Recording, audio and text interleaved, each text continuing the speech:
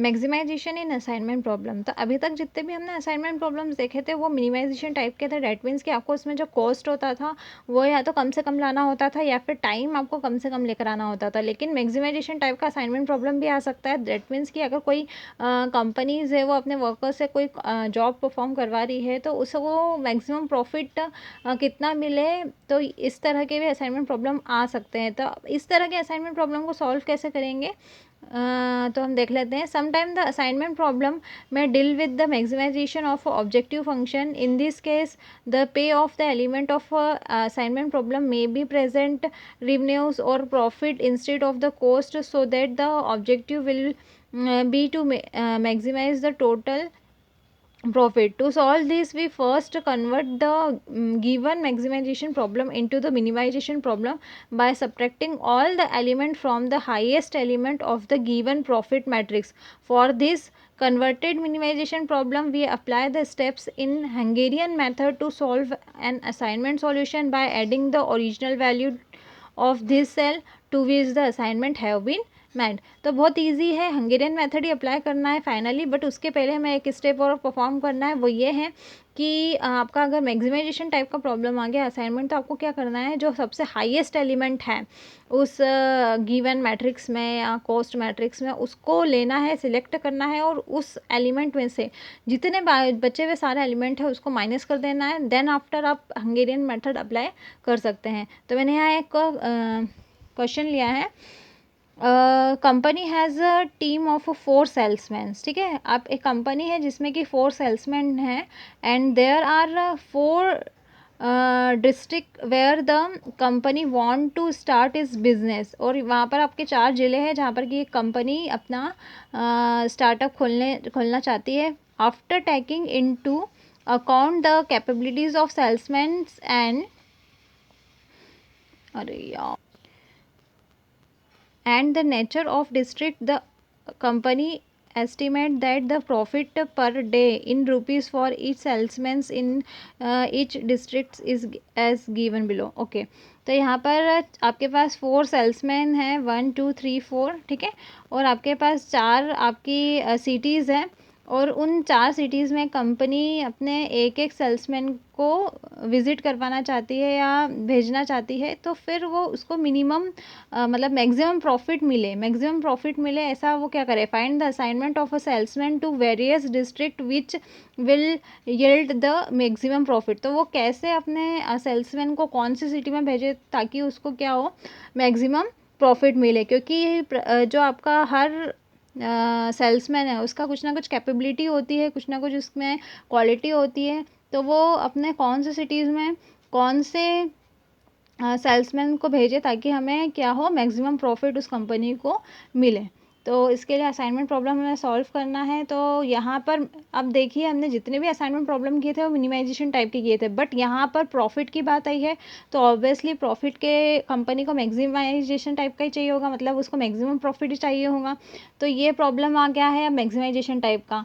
तो इसको सॉल्व करने के लिए हमें क्या करना है कि जो आपका गिवन मैट्रिक्स है, कॉस्ट मैट्रिक्स है, उसमें से सबसे जो बड़ा एलिमेंट है उसको सिलेक्ट करना है। तो यहाँ जो सबसे बड़ा एलिमेंट मुझे दिख रहा है वो दिख रहा है 16। ओके, तो हमने 16 को लेना है और इन सब में से उसको माइनस कर देना है। तो अब जो बचेगा आपका कॉस्ट मैट्रिक्स वो ये होगा। तो मैंने देखिए यहाँ स्टेप नंबर 1 लिखी है, convert the maximisation problem into the minimisation problem by subtracting all the element from the highest element 16। Okay, मैंने 16 जो हाईएस्ट एलिमेंट था उसको माइनस कर दिया। तो अब क्या जो बच रहा है मैट्रिक्स वो ये बच रहा है।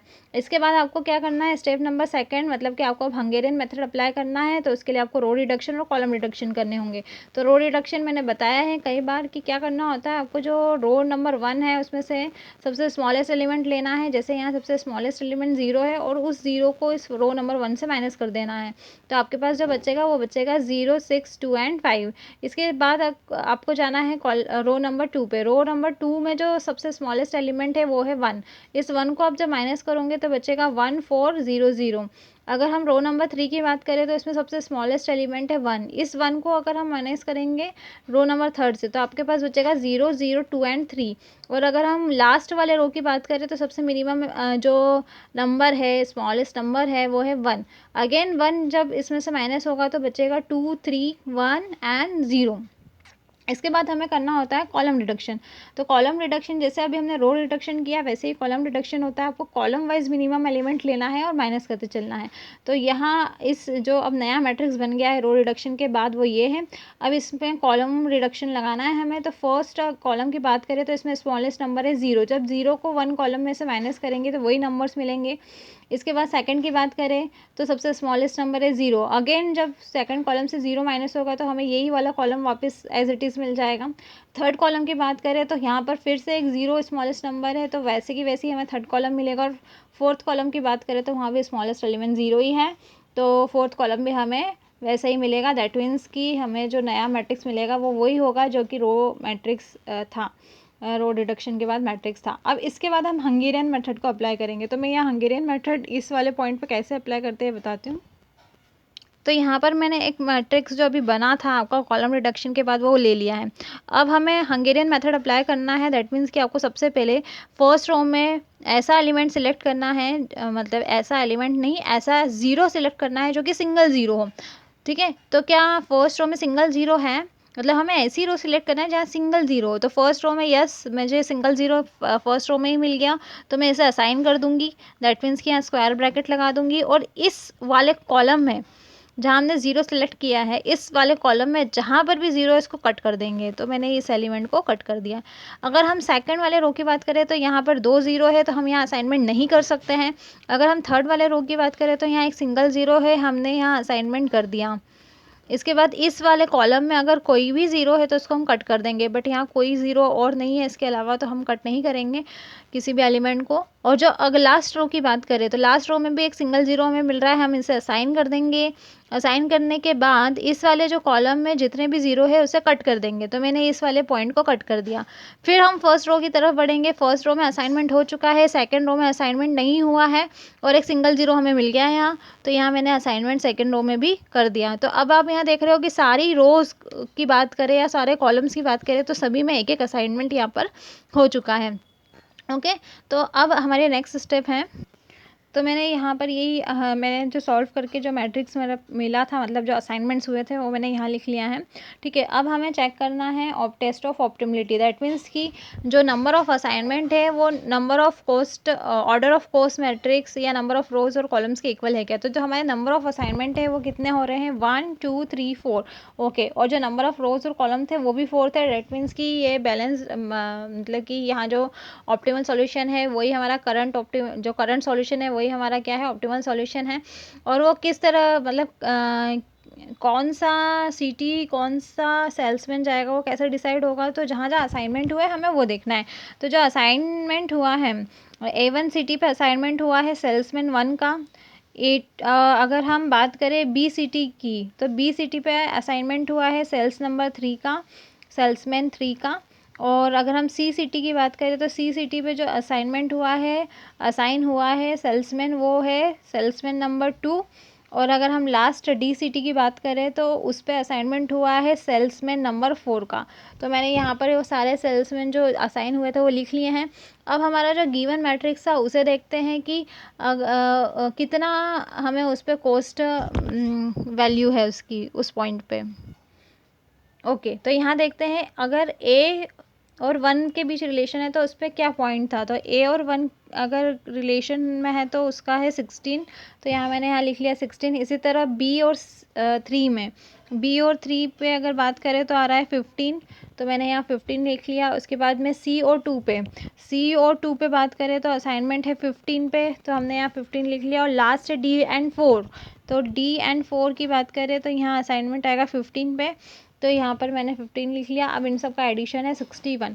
ओके, तो हमें 61 जो होगा मैक्सिमम प्रॉफिट मिलेगा कब, जब अगर जो है A1 सिटी को ए सेल्समैन 1 विजिट करता हो, बी को सेल्समैन 2 विजिट करता हो, सी सिटी को सेल्समैन 2 बी सिटी को सेल्समैन नंबर 3 विजिट करता हो, सी सिटी को सेल्समैन नंबर 2 विजिट करता है और डी सिटी को सेल्समैन नंबर 4 अगर विजिट करता है तो हमें मैक्सिमम प्रॉफिट मिलेगा और वो प्रॉफिट जो होगा वो होगा 61। इस तरह से कोई भी असाइनमेंट प्रॉब्लम जो मैक्सिमाइजेशन टाइप की है उसको आप सॉल्व कर सकते हो। फर्स्टली आप उसको मिनिमाइजेशन प्रॉब्लम में कन्वर्ट करोगे, आपको हाईएस्ट एलिमेंट सिलेक्ट करना है और उसको उस पूरे मैट्रिक्स में से माइनस करना है। उसके बाद आपको वही सारी मेथड वही पूरी मेथड अप्लाई करना है, हंगेरियन मेथड जो हमने पिछले क्वेश्चंस में पढ़ी है।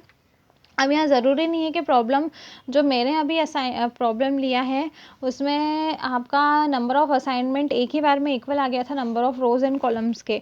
बट अगर आपका फर्स्ट टाइम में ही आपको करंट सॉल्यूशन ऑप्टिमल सॉल्यूशन नहीं मिलता है तो आपको जो मिनिमम नंबर ऑफ़ हॉरिजॉन्टल और वर्टिकल लाइंस ड्रॉ करनी होती थी और उसके बाद में उसके आगे की मेथड भी मैंने पूरी बताई थी जिसमें कि आपको रोज़ और कॉलम्स पर टिक्स करने होते थे और minimum number of rows minimum number of vertical और हॉरिजॉन्टल लाइन आपको ड्रॉ करनी होती थी और उसके बाद फिर वो पूरा सॉल्यूशन आपको फिर से सॉल्व करना, जो आपको मैट्रिक्स था फिर से सॉल्व करना होता था। तो वो इस तरह की प्रॉब्लम भी इसमें आ सकती है। तो अभी तो इसमें करंट सॉल्यूशन या ऑप्टिमल सॉल्यूशन बन गया था बट वो मेथड भी मैंने आपको समझाई है तो आप उस तरह की प्रॉब्लम्स को भी सॉल्व कर पाएंगे।